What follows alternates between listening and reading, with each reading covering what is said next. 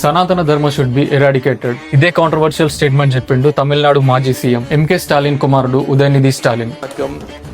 வெல்க தமிழ், வாழ்க தமிழ்நாடு, மக்களை பிரிக்கும் சனாதனம் நிச்சயம் ஒழிக்கப்பட வேண்டும். நன்றி, வணக்கம்.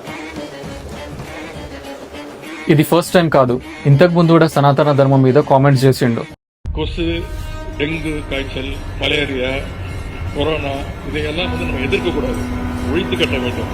அப்படிதான் இந்த సనాతనం.